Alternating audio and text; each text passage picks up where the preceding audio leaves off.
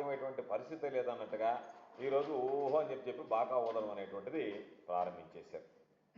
అయితే మేము అడిగేది, సరే మీరు మీ బాకాలు వస్తున్నారు, మీకు అలవాటే, రకరకాలైనటువంటి ట్వీట్లు వదులుతున్నారు. అంటే మీరు ఈ ట్వీట్ అసలు మీరు ఎక్కడున్నారు, మీరు ఎక్కడికి వెళ్ళిపోయారు, ఏ రహస్య ప్రదేశం నుంచి ఈ కథలన్నీ నడిపిస్తున్నారు అనేటువంటిది చెప్పమంటే, మీరు ఉన్నటువంటి స్థావరం ఎందుకంత రహస్య స్థావరంలో చేరి ఈరోజు వీటికి సంబంధించినటువంటి ట్వీట్ల మీద ట్వీట్లు చేస్తూ అనేక రకాలైనటువంటి కట్టుకథలు వినిపిస్తూ ఈరోజు ఎందుకు ప్రజలకు సంబంధించి డైవర్ట్ చేసేటువంటి ప్రయత్నం చేస్తున్నారు? ఈరోజు అందరికి ఉండేటువంటి ప్రశ్న చంద్రబాబు కొడుకు ఎక్కడికి వెళ్ళాడు, ఏం చేస్తున్నారు అనేటువంటిది ఈరోజు ప్రతి ఒక్కరు కూడా అనేటువంటిది. మీ అనుకూలమైనటువంటి పత్రికల్లో చూస్తే చంద్రబాబు గారు హాలిడేలో ఉన్నా సరే ఆయన రెవెన్యూ పుస్తకాల ముద్రణ గురించి, పంపిణీని గురించి అనేక రకాలైనటువంటి సమీక్షలు చేస్తున్నాడు దాని మీద చంద్రబాబు నాయుడు గారు కూడా ట్వీట్ చేశాడు. ఇవన్నీ బాగానే ఉన్నాయి చెప్పడానికి. వారం రోజుల నుంచి లోకేష్ ఎక్కడికి వెళ్ళాడో కనపడటంలే. 4-5 రోజుల నుంచి చంద్రబాబు నాయుడు కూడా అదృశ్యమయ్యాడు.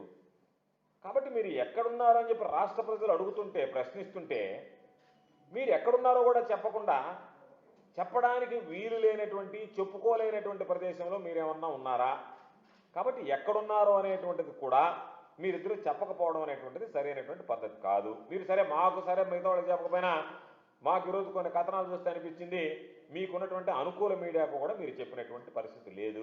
మామూలుగా అయితే చంద్రబాబు లోకేష్ అయితే మేము అడగం, ఒక ఆయన ముఖ్యమంత్రి, ఒక ఆయన మంత్రి, మీరిద్దరూ ఒక బాధ్యతాయుతమైనటువంటి పదవిలో నిర్వహించేటువంటి పరిస్థితుల్లో ప్రజలకు జవాబుదారీతనంగా వ్యవహరించాల్సినటువంటి మీరు ఈరోజు బాధ్యత రాహిత్యంగా రహస్యంగా టూర్లు చేసుకుంటూ ఏ దేశాల్లో ఉన్నారో కూడా కనీసం చెప్పకుండా ప్రజలను డైవర్ట్ చేయడానికి ట్వీట్లు చేయడం అనేటువంటిది ఎటువంటి సాంప్రదాయము? మీరు ఎటువంటి పరిపాలన గురించి ఈరోజు మీరు పరిపాలన గురించి, పారదర్శకత గురించి అసలు మాట్లాడే అర్హత, హక్కు మీకుందా?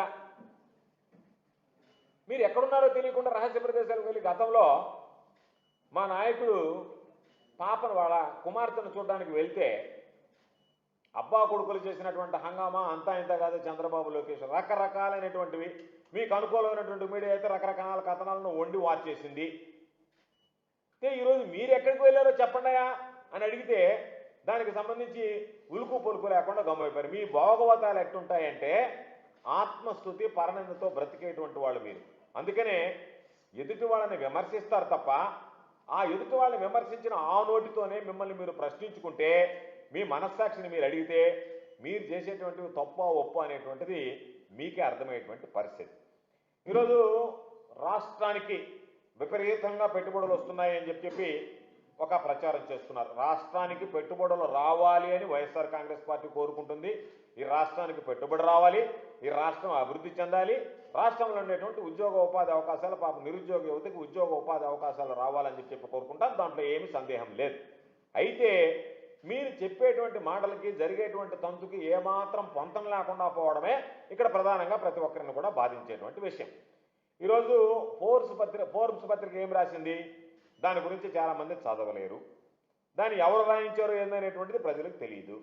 ఆ స్టోరీని పట్టుకొని మీరు నానా రకాలుగా ఏదో బ్రహ్మాండంగా ఉన్నట్టుగా ప్రచారం చేసుకుంటున్నారు. ఈరోజు వాస్తవంగా రాసింది ఏంది, రాష్ట్రాలకి పెట్టుబడుల కోసం వచ్చేటువంటి ప్రతిపాదనలలో ఆంధ్ర రాష్ట్రం ముందు ఉంది అని చెప్పి రాసింది. అంటే ప్రతిపాదనలు మాత్రమే, పెట్టుబడులు వచ్చేసాయని కాదు, ప్రాజెక్ట్స్ గ్రౌండ్ అయిపోయాయని కాదు, అవి ఉత్పత్తిని ప్రారంభిస్తున్నాయని కాదు. పెట్టుబడులు పెట్టడానికి రాష్ట్రంలో ఉన్నటువంటి, దేశంలో ఉన్నటువంటి రాష్ట్రాల్లో ఆంధ్ర రాష్ట్రానికి ప్రతిపాదనలు ఎక్కువగా వస్తున్నాయని చెప్పి ఆ ప్రతిపాదనల ఆధారంగా చూపించినటువంటి లెక్కలను బట్టి ఈరోజు మీరు ఏదేదో మాట్లాడుతున్నారు. ఎందుకంటే ఇటువంటి లెక్కలు చెప్పడంలో చంద్రబాబు సిద్ధహస్తుడు. చంద్రబాబు నాయుడికి ప్రకటనలు చేయడం, గొప్ప గొప్ప ప్రతిపాదనల గురించి పదే పదే మాట్లాడడం, చివరికి అవి ఎంతవరకు రిలీజ్ అయ్యాయి, కార్యరూపం దాల్చాయంటే నమో నారాయణ, ఎక్కడ వాటి గురించి మాట్లాడేటువంటి పరిస్థితి లేదు. కాబట్టి ఏ ప్రభుత్వానికైనా ఎప్పుడైనా అవసరం ఏంటంటే, ఎన్ని సదస్సులు పెట్టాం, ఎన్ని ఒప్పందాలు చేసుకున్నాం, ఎన్ని షోలు పెట్టాం, ఎంత మేర భూములు సంతర్పణ చేశాం, ఎన్ని ఎంఓయూలు చేసుకున్నాం, ఎన్ని వేల ఎకరాలు భూములు పంచిపెట్టాం, ఇవి కాదు. ఎన్ని ప్రాజెక్టులు గ్రౌండ్ అయ్యాయి, ఎంతమందికి ఉద్యోగాలు వచ్చింది, ఈ రాష్ట్ర ప్రయోజనాలను ఏ మేర కాపాడగలిగాం, ఇవి ప్రధానమైనటువంటి అంశాలు. దాని మీద ఏ రోజు చంద్రబాబు దృష్టి పెట్టాడు. చంద్రబాబు దృష్టి అంట ప్రతిపాదనలు, కాకి లెక్కలు, కట్టుకథలతో కాలయాపన చేస్తూ ఏదో వచ్చేస్తున్నాయనేటువంటి ఆర్భాటం చేస్తూ నటిస్తూ దానిని ప్రచారం చేస్తూ తన అనుకూల మీడియా ద్వారా ప్రచారం చేసుకోవడం తప్ప ఇదిగో వీటికి సంబంధించి ఇంత మేర వాస్తవం కనీసం మీరు చెప్పినటువంటి మాటలో 5% కూడా కార్యరూపం దాల్చినటువంటి పరిస్థితులు లేవు. అయినా సరే విచ్చలవిడిగా 2014-19 మధ్య చూసాం, మరలా ఈరోజు ఈ 19 నెలల్లో చూస్తున్నాం. మీరు ప్రచార హోరు తప్ప ఎక్కడా కూడా వాటికి సంబంధించి వాస్తవ రూపం దాల్చినటువంటి పరిస్థితులు లేదు. కాబట్టి 2014-19 మధ్య చూసాం మీరు ఎంత ఫార్స్గా చంద్రబాబు నాయుడు వీటికి సంబంధించినటువంటివి ఈ భాగస్వామ్య సదస్సులు అనేటువంటి నిర్వహిస్తాడో పెట్టుబడులకు సంబంధించి 2014-2019 మధ్య చూస్తే 1761 ఒప్పందాలు 1761 ఒప్పందాలు 18,87,000 కోట్ల రూపాయలు పెట్టుబడులు. మీరు చెప్పింది 18.87 లక్షల కోట్ల పెట్టుబడులు. దానికి సంబంధించి మీరు చెప్పినటువంటి లెక్క దాదాపుగా 31 లక్షల మంది, అంటే 30,91,000 మందికి ఉపాధి కల్పిస్తాము అని చెప్పి ఆ రోజు చెప్పడం జరిగింది. సరే, దాన్ని అటు పెడితే వాటిని రియలైజ్ అయిన ఎంత అని చూస్తే కేవలం మీరు చెప్పినటువంటి ఈ 1761 ఒప్పందాల ద్వారా 18,87,000 కోట్ల రూపాయల పెట్టుబడులు 30,91,000 మందికి ఉద్యోగాలని చెప్తే 10% మాత్రమే కేవలం గ్రౌండ్ అయినాయి. 10% మాత్రమే ఈరోజు రియలైజ్ అయ్యాయి. అంటే 90% రియలైజ్ కాలేదు. రియలైజ్ కాకపోగా మీరు చెప్పినటువంటివన్నీ కూడా మితిమీరినటువంటి అబద్ధాల వల్ల రియలైజ్ అయ్యేటువంటి పర్సంటేజ్ పూర్తిగా పడిపోయింది, 10%కి తగ్గిపోయింది అనేటువంటిది ఈరోజు మనం చెప్పుకోవాల్సినటువంటి. దాని పక్కన పెడితే ఇండస్ట్రీస్ డిపార్ట్మెంట్ పరిశ్రమల శాఖ స్వయంగా దాదాపుగా 7,68,000 కోట్లకు సంబంధించి 327 ఒప్పందాలు చేసుకునింది ఆ మధ్యకాలంలో. అయితే ఈ 327 ఒప్పందాల్లో కార్యరూపం దాల్చినవి ఎంత అంటే కేవలం 45 ఒప్పందాలు మాత్రమే. అంటే దాదాపుగా 13% లోపలనే. ఇది మీకున్నటువంటి నేరుగా ఇండస్ట్రీస్ తీసుకున్నటువంటిది వస్తే రియలైజ్ అయింది మీరు ఇచ్చినటువంటి దాంట్లో 13% లోపల. అదేవిధంగా మొత్తం మీద ఎత్తుకుంటే 10% లోపల ఈరోజు రియలైజ్ అయ్యేటువంటి పరిస్థితి ఏర్పడింది. 2000-2019 మధ్యలో 2014-2019 మధ్యలో చంద్రబాబు నాయుడు మొత్తం 17 సార్లు ఈరోజు వాటికి సంబంధించినటువంటి ఎస్ఐపిబి సమావేశాలు, investment promotion board, state investment promotion బోర్డుకి సంబంధించినటువంటి సమావేశాలు జరిగాయి. దాంట్లో 1,70,036 కోట్ల రూపాయలకు సంబంధించినటువంటి 91 మెగా ప్రాజెక్టులకు మీరు ఆమోదం తెలిపారు. అమల్లోకి వచ్చింది ఎంత? మీరు చెప్పినటువంటి 91 మెగా ప్రాజెక్టులు 1,70,036 కోట్ల రూపాయలకు సంబంధించి మీరు ఆమోదిస్తే మీకు సంబంధించి వచ్చినటువంటి రియలైజేషన్ చూస్తే 5.69% మాత్రమే. మిగతా ఎక్కడ కూడా దాదాపుగా 95% మీరు చెప్పినటువంటి వాటిలో మీరు ఆమోదించినటువంటి ప్రాజెక్టులు ఈ రోజుకి కార్యరూపం దాల్చినటువంటి పరిస్థితి లేదు.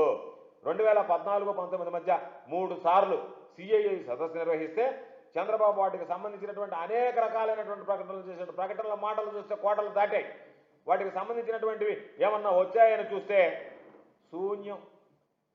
ఈరోజు మేము అడుగుతున్నాం, చంద్రబాబు చెప్పినటువంటి కొన్ని గుర్తు చేద్దాం. చంద్రబాబు నాయుడు చాలా చెప్పాడులే, చంద్రబాబు నాయుడు చెప్పి మాట్లాడాలనుకుంటే పాపం సమయం చాలదు మనకి. అమరావతి నుంచి విశాఖకి నిమిషాల్లో చేరేదానికి హైపర్ లూప్ అన్నాడు. ఎక్కడుంది హైపర్ లూప్ చంద్రబాబు?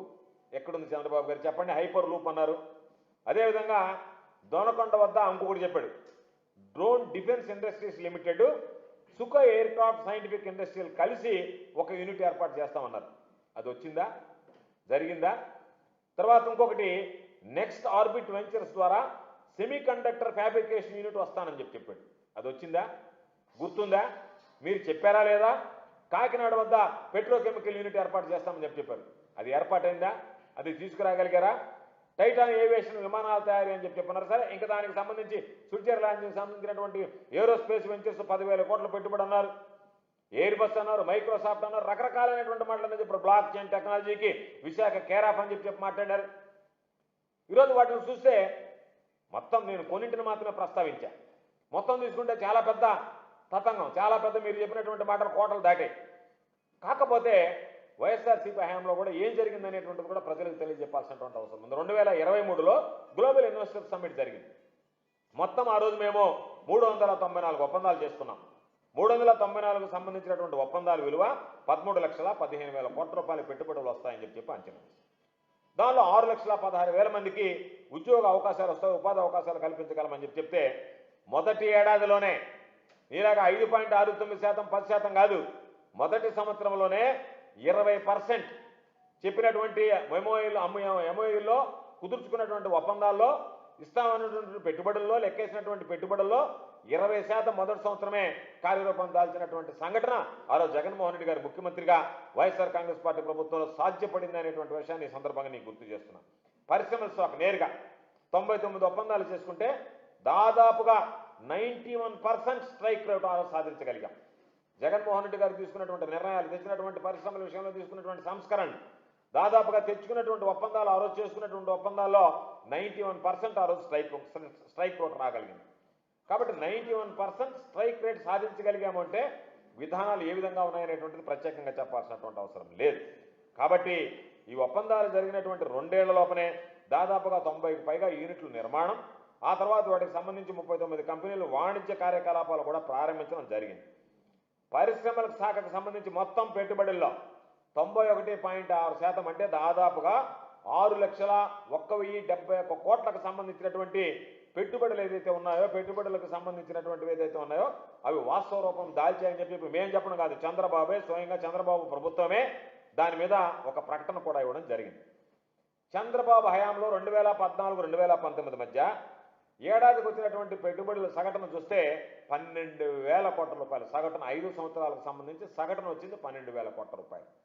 అదే జగన్మోహన్ రెడ్డి గారి హయాంలో 2 ఏళ్ల పాటు కోవిడ్ మహమ్మారి అన్ని రకాలైనటువంటి ఎక్కడ కూడా అభివృద్ధి అనేటువంటిది కనిపించకుండా గ్రోత్ పడిపోయేటువంటి పరిస్థితుల్లో కూడా వాటిని లెక్కేసుకున్నా మేము ప్రభుత్వంలో ఉన్నటువంటి 5 ఏళ్లలో సగటున వచ్చినటువంటివి 15,700 కోట్ల రూపాయలు.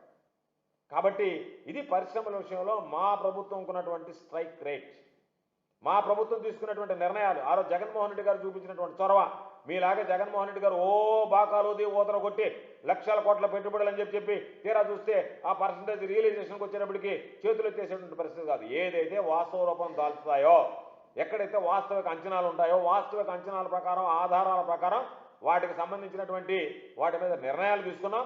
ఆ విధంగా పరిశ్రమలు తీసుకొచ్చాం, ఆ పరిశ్రమలు స్థాపించడం జరిగింది. ఈరోజు పెట్టుబడి సదస్సులు అంటే ఏంటి, ఫార్స్గా మారిపోయినాయి. అంటే పెట్టుబడి సదస్సు గారు తీసుకున్నటువంటి నిర్ణయాల్లో ఇవి వాస్తవ రూపం దాల్చాలి అంటే ఏ విధంగా చేయాలని ఉంటే దానికి ఒక యాక్షన్ ప్లాన్ చేశాడు. దాంతో ప్రభుత్వం నుంచి ఒక మానిటరింగ్ సంబంధించిన కానీ ఇంప్లిమెంటేషన్కి సంబంధించి ఒక ప్యానల్ చీఫ్ సెక్రటరీ ఆధ్వర్యంలో ఒకటి ఏర్పాటు చేశాడు. వాళ్ళందరూ కలిసి ఒక ఫాస్ట్ ట్రాక్ మార్గం, సింగిల్ విండో సిస్టమ్ని ఇంట్రొడ్యూస్ చేశారు. దాని ద్వారా ఎవరైతే భూ కేటాయింపులు కానీ క్లియరెన్స్ కానీ ఒక టైం లైన్ పెట్టుకోవడం, ఆ టైం లైన్ లోపల ప్రతి వారం అవసరమైతే కూర్చోవడం, సమావేశం కావడం, ఎంత పురోగతి సాధించామనేటువంటిది అవసరమైతే ముఖ్యమంత్రి గారు జోక్యం ఉంటే ఆయన దృష్టికి తీసుకెళ్లడం, వెంటనే ఆయన జోక్యం చేసుకున్న వాటిని ఏదన్నా బాటిల్ నెక్స్ ఉంటే క్లియర్ చేయడం. దాని ద్వారా పరిశ్రమలకు 2019-2024లో దక్షిణ భారతదేశానికి సంబంధించి మ్యానుఫ్యాక్చరింగ్ సెక్టర్లో జీవీఏ కానీ, ఇండస్ట్రీ సెక్టర్కి సంబంధించినటువంటి జీవీఏ కానీ ఆ రోజు వృద్ధిలో ఆంధ్రప్రదేశ్ రాష్ట్రం నెంబర్ 1 ప్లేస్లో నిలపగలిగాడు ఆ రోజు జగన్మోహన్ రెడ్డి గారు అని చెప్పి సందర్భంగా ఒకసారి గుర్తు చేస్తున్నాం. అదేవిధంగా ఏంటంటూ టీడీపీ దాదాపుగా ఏళ్ల తరబడి ఒక దుష్ప్రచారం, కట్టుకథలు, అబద్ధాలు, అబద్ధపు ప్రకటనలతో ఈరోజు హడావుడిగా ఏదో రకరకాలైనటువంటి ప్రచారాలు చేసాం తప్ప చంద్రబాబు నాయుడు గారి లాగా ఒకసారి వైఎస్ఆర్ కాంగ్రెస్ పార్టీ ప్రభుత్వం మీద దుష్ప్రచారం చేయడం, అదేవిధంగా చేసినటువంటి మీకు చెప్పినటువంటి అబద్ధాలు అన్నీ కూడా ఎక్కడ వాస్తవ రూపం దాల్చకుండా పోవడం అనేటువంటిది ప్రత్యేకంగా ఇక్కడ గమనించాల్సినటువంటి అంశం. మీరు చేసినటువంటి ప్రకటనలు, మీరు చూపినటువంటి ప్రతిపాదనలు, వాటిని వక్రీకరించి రకరకాలుగా ప్రజలను తప్పుదోవ పట్టించేటువంటి ఒక ప్రయత్నం, విదేశాల్లో రహస్యంగా ఎక్కడో ఉండడం, వాటికి సంబంధించి మీరు ఏదేదో ఒక ప్రకటనలు ఇవ్వడం, ప్రజలందరినీ కూడా తప్పుదారి పట్టించేటువంటిగా ఉండడం, ఎందుకు ఎక్కడ ఉండి మీరు రహస్యంగా ఈ ట్వీట్లు చేస్తున్నారనేటువంటి చెప్పకుండా ఈరోజు ప్రజల్ని గందరగోళానికి గురి చేసేటువంటి పరిస్థితి ఏర్పడింది. కాబట్టి పారిశ్రామిక రంగాన్ని గురించి మాట్లాడాలి అంటే చంద్రబాబు నాయుడికి ప్రచార ఆర్భాటం ఎక్కువ, పని తక్కువ. జగన్మోహన్ రెడ్డి గారికి ఈ రాష్ట్ర అవసరాల దృష్ట్యా, రాష్ట్ర అభివృద్ధి దృష్ట్యా, రాష్ట్ర ప్రజల సంక్షేమం దృష్ట్యా, ఇక్కడ ఉన్నటువంటి నిరుద్యోగ యువతకి ఉద్యోగ ఉపాధి అవకాశాలు కల్పించాలన్నటువంటి లక్ష్యంతో పనిచేశాడు. కాబట్టి అనుకున్నటువంటి ఫలితాలను ఆ రోజు గణనీయంగా సాధించగలిగింది వైఎస్ఆర్ కాంగ్రెస్ పార్టీ ప్రభుత్వం. మీరు వైఎస్ఆర్ కాంగ్రెస్ పార్టీ ప్రభుత్వం మీద ఎన్ని రకాల బురద చల్లడానికి ప్రయత్నం చేసినా మీరు చెప్పేది ఎవరు ప్రజలు నమ్మేటువంటి పరిస్థితుల్లో లేరు. ఈరోజు మీ పరిస్థితి చూస్తే ఎంత దారుణంగా ఉందంటే చెప్పేటువంటి మాటలకి జరిగేటువంటి వాస్తవాలకి ఎక్కడా కూడా పొంతం లేకుండా పోయిందనేటువంటి విషయాన్ని మీడియా ద్వారా ప్రజలందరికీ కూడా తెలియజేస్తున్నాను. మరొకటి, నేను ఇక్కడి నుంచి రెవెన్యూకి సంబంధించి రకరకాలైనటువంటి సరే అమ్మవారి ప్రచార ఆర్భాటాలు రకరకాలుగా చేశారు. వాటికి సంబంధించినటువంటి ఒక్కొక్కసారి పరిష్కరించామని చెప్పి నిన్నంతా ఈరోజు చూసాం. ప్రతి దగ్గర ఎమ్మెల్యేలు మంత్రులు వెళ్ళడం, ఆర్భాటంగా పట్టదారు పాస్ పుస్తకాలు ఇవ్వడం, వాటికి సంబంధించినటువంటి విషయంలో కూడా ఈరోజు మీరు పెద్ద డబ్బా కొట్టుకుంటున్నారు. మేమేదో దానికి సంబంధించి రెవెన్యూలో అన్నీ సాధించేశామన్నట్టుగా. ముఖ్యంగా 22A 22A భూముల విషయంలో వక్రీకరణ, ఎక్కడ కూడా వాస్తవాలు లేకుండా ఒక వక్రీకరించేటువంటి ప్రయత్నం చేయడం మీరు మొదలుపెట్టారు. ఎందుకంటే అసలు 22A జాబితాలో భూములు పెట్టింది ఎవరో? చంద్రబాబు నాయుడు కాదా? దానికి చంద్రబాబు నాయుడు సమాధానం చెప్పగలడా? ఈరోజు మాట్లాడేటువంటి రెవెన్యూ మంత్రి సమాధానం చెప్పగలడా? ఈ భూములను తీసుకెళ్లి 22Aలో పెట్టింది ఎవరు? 2014-2019 మధ్య వెబ్ల్యాండ్ తీసుకొచ్చి ఆ వెబ్ల్యాండ్ ద్వారా ఎవరైతే మీకు వ్యతిరేకంగా ఉండేటువంటి వాళ్ళు ఉన్నారో మీ స్థానికమైనటువంటి నాయకుల్ని ఎంఆర్ఓ కార్యాలయాల్లో కూర్చోబెట్టి మీకు వ్యతిరేకంగా ఉండేటువంటి వాళ్ళ పొలాలను తీసుకెళ్లి వాళ్ళని ఇబ్బందులు పెట్టాలా, వాళ్ళని హింసించాలా రైతులను అని చెప్పి వాటన్నిటిని తీసుకెళ్లి మీకు ఎవరైతే గిట్టరో వాళ్ళందరినీ తీసుకెళ్లి ఆ 22Aలో పెట్టినటువంటి ఘనత చంద్రబాబు ప్రభుత్వానికి కదా, ఆ సిస్టమ్ తీసుకొచ్చినటువంటిది చంద్రబాబు నాయుడు కాదా? కాబట్టి మీరు చేసినటువంటి తప్పులు, మీరు చేసినటువంటి పాపాలు రైతుల పాలిట శాపాలుగా మారితే వాటిని ఏ విధంగా చక్కబెట్టాలనేటువంటి ఆలోచనతో జగన్మోహన్ రెడ్డి గారు వైఎస్ఆర్ కాంగ్రెస్ పార్టీ ప్రభుత్వ హయాంలో తీసుకున్నటువంటి నిర్ణయాల వల్ల రైతులకు స్వాంతన లభించిందనేటువంటిది ఈరోజు యథార్థం, రైతులు కూడా నమ్ముతున్నటువంటి విషయం. అయితే ఈరోజు అసైన్డ్ భూములు కానీ ఇతరత్ర వివిధ కేటగిరీలో ఉన్నటువంటి భూములు కానీ ఫ్రీ హోల్డ్ విషయానికి సంబంధించి కానీ రకరకాలైనటువంటి ఆరోపణలు చేసి ఈరోజు భూ యజమానులను ఇప్పటికే మీరు అనేక రకాలైనటువంటి కష్టాలకు గురి చేశారు, ఇప్పటికీ కూడా వాళ్ళని గురి చేస్తున్నారు. మీరు చేసినటువంటి ఆరోపణ, ఒక పక్క మీరు అక్రమాలు జరిగాయని చెప్పి ఆరోపణలు చేసినా ఎక్కడన్నా అక్రమాలు జరిగాయని మీరు తేల్చారా అంటే తేల్చలేకపోయారు. మీరు చేసినటువంటి ఆరోపణలకు మీ అధికారులే ఎక్కడ ఆధారాలు లేవు అని చెప్పేశారు. అంటే జరగనటువంటి తప్పులు జరిగినట్టుగా మీరు చిత్రీకరించేటువంటి ప్రయత్నం చేశారు తప్ప వీటిలో వాస్తవం లేదనేటువంటిది ఈరోజు అధికారులు కూడా బయటపెట్టేటువంటి పరిస్థితి. ఒక్కసారి అసైన్డ్ భూముల విషయంలో అక్రమాలకు సంబంధించి చూస్తే 2014-2019 మధ్య చంద్రబాబు నాయుడు ప్రభుత్వం పేదలకి ఎంత దుర్మార్గంగా పేదల పట్ల వ్యవహరించిందనేటువంటి దానికి అమరావతిలో జరిగినటువంటి ఈ భూ కుంభకోణాలు ఒక ఉదాహరణ.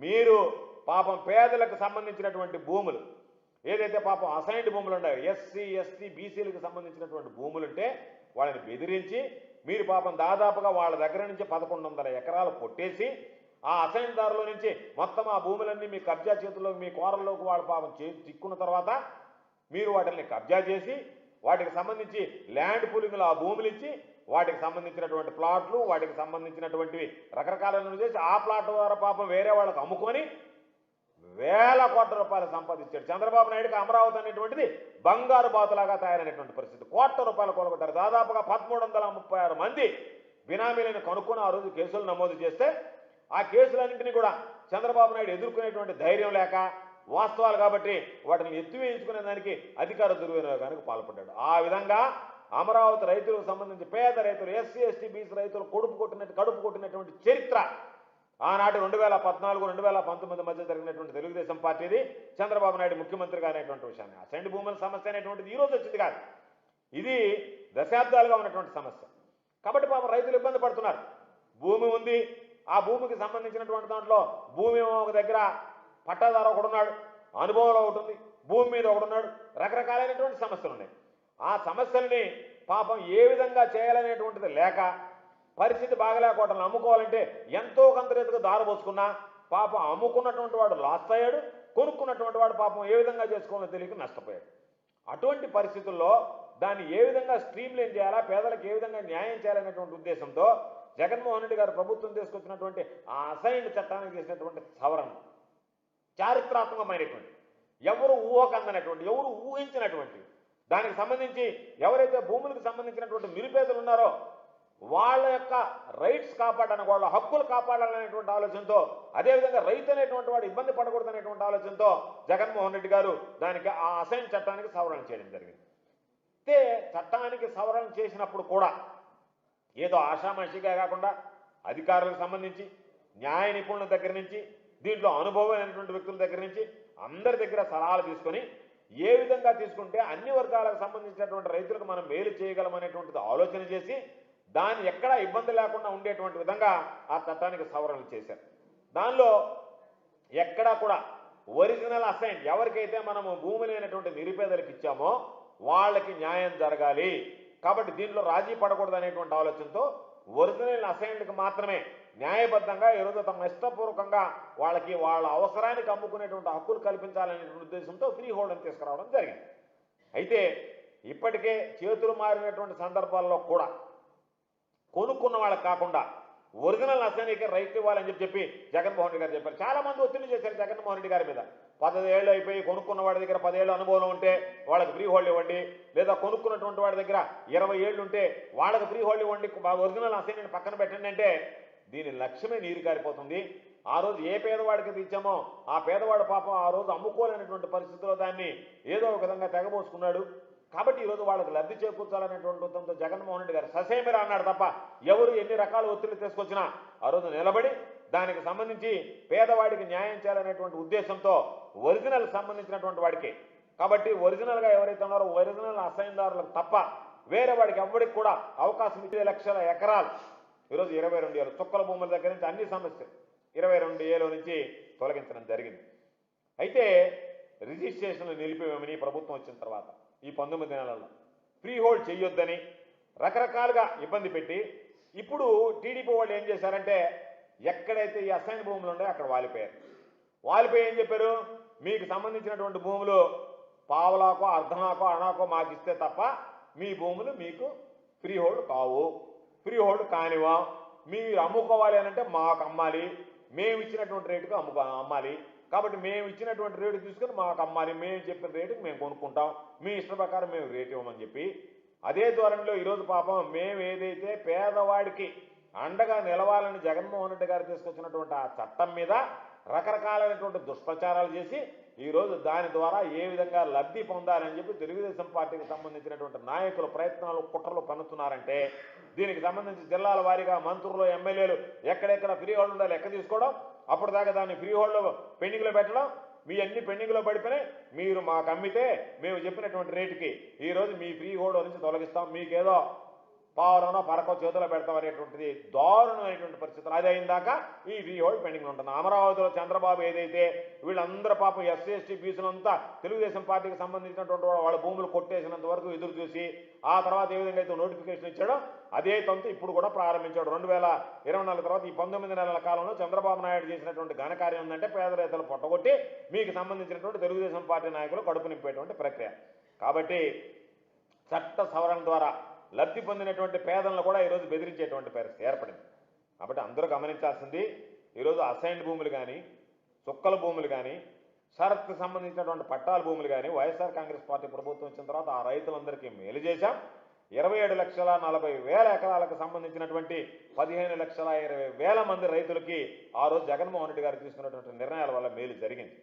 కాబట్టి ఈరోజు 22A నుంచి 5 రకాల భూముల్ని మేము మినహాయించామంటూ రెవెన్యూ మంత్రి నిన్న బ్రహ్మాండంగా మాట్లాడాడు. పాత కథని కొత్త సీసాలోకి నింపి మాట్లాడాడు. ఆయనకి సంబంధించినటువంటి దాంట్లో ఆయన ఎక్స్ట్రాలు చూసి వాళ్ళ పత్రికలే కడిగి పారేసాయి.